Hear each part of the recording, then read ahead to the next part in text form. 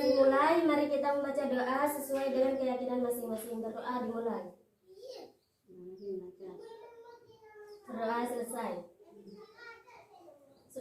Baik, sebelum dimulai, Ibu akan mengabsen.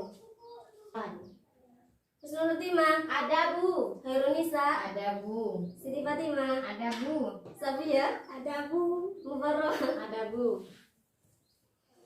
Baik, di pelajaran kali ini Ibu akan menjelaskan tentang pajak. Pajak merupakan iuran atau kontribusi yang wajib dibayar rakyat kepada negara, bersifat memaksa undang-undang tanpa adanya bala jasa secara langsung dan digunakan untuk keperluan negara.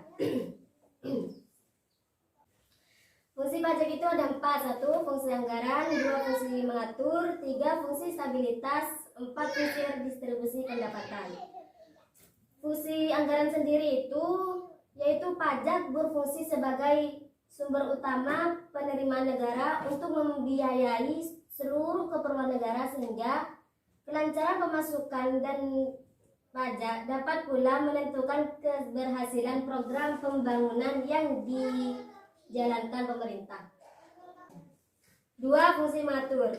Pemerintah bisa mengatur pertumbuhan melalui kebijaksanaan pajak. Fungsi mengatur dapat juga digunakan sebagai alas untuk mencapai tujuan pembangunan ekonomi. 3. Fungsi stabilitas. Fungsi stabilitas. Pemerintah mempunyai dana dalam menjalankan kebijakan yang berkaitan dengan stabilitas harga, sehingga inflasi dapat dikenakan. Misalnya, pemerintah menetapkan tarif pajak tinggi untuk mengendalikan laju inflasi. Sebaliknya, jika terjadi deflasi, maka pemerintah dapat menurunkan tarif pajak. Yang terakhir yaitu fungsi redistribusi pendapatan. Pajak berfungsi untuk mendanai berbagai pelaksanaan pembangunan ekonomi demi meningkatkan taraf hidup masyarakat. Dengan cara pemerintah harus membuka lapangan kerja baru supaya pengangguran di Indonesia menurun. Manfaat pajak. 1. Pembangunan secara umum seperti fasilitas dan infrastruktur. Contoh jalan raya, sekolahan, jembatan, rumah sakit, terminal, dan lain-lain. 2. Sumber pembiayaan pertahanan dan keamanan negara. Contoh seperti senjata-senjata, bangunan kantor polisi, markas, TNI, semuanya itu dibangun dari hasil pajak.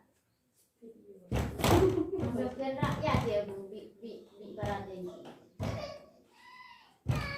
Pemberian subsidi. Contoh subsidi pangan seperti beras, jagung, bahan bakar, minyak, bensin, pupuk, dan listrik. Yang terakhir itu penggerak sumber-sumber ekonomi masyarakat. Tarif pajak. Tarif pajak adalah dasar pengenaan pajak yang harus dibayar wajib pajak yang dinyatakan dalam bentuk angka atau persentase. Bagi setiap orang, tarif pajak itu dilakukan untuk menetapkan rasa keadilan dalam pemungutan pajak. Jadi, setiap orang dan setiap barang memiliki tarif pajak yang berbeda. 1. Tarif tetap. Tarif tetap adalah tarif yang ditetapkan dalam nilai rupiah tertentu dan jumlahnya tetap berapapun yang menjadi dasar pengenaan pajak. 2. Tarif proporsional. Tarif proporsional adalah tarif pajak dengan persentase tetap berapapun jumlah yang menjadi dasar pengenaan pajak. Dan pajak yang wajib dibayarkan akan selalu merubah secara proporsional sesuai dengan jumlah yang akan dikenakan. 3. Tarif progresif.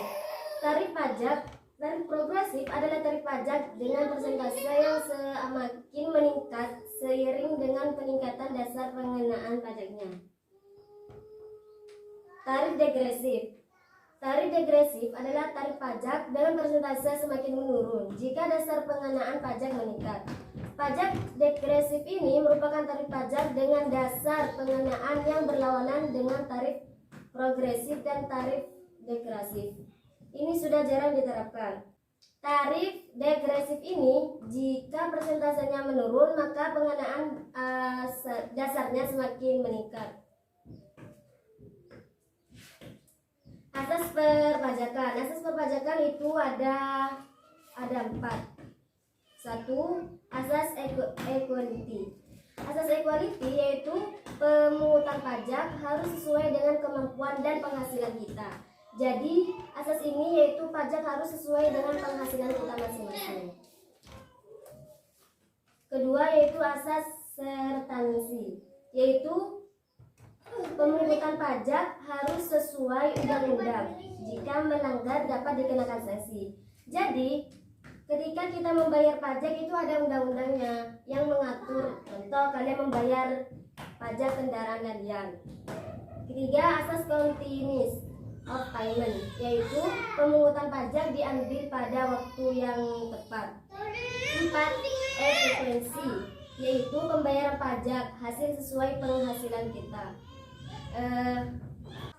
Baik, mungkin ada yang ditanyakan. Nggak ada, ngerti. Paham semua? Paham. Baik, Ibu akan menutup pelajaran hari ini. Sebelum pelajaran berakhir, mari kita membaca doa. Berdoa dimulai. Berdoa selesai. Yes. Assalamualaikum warahmatullahi wabarakatuh. Waalaikumsalam warahmatullahi wabarakatuh. Cik-cik,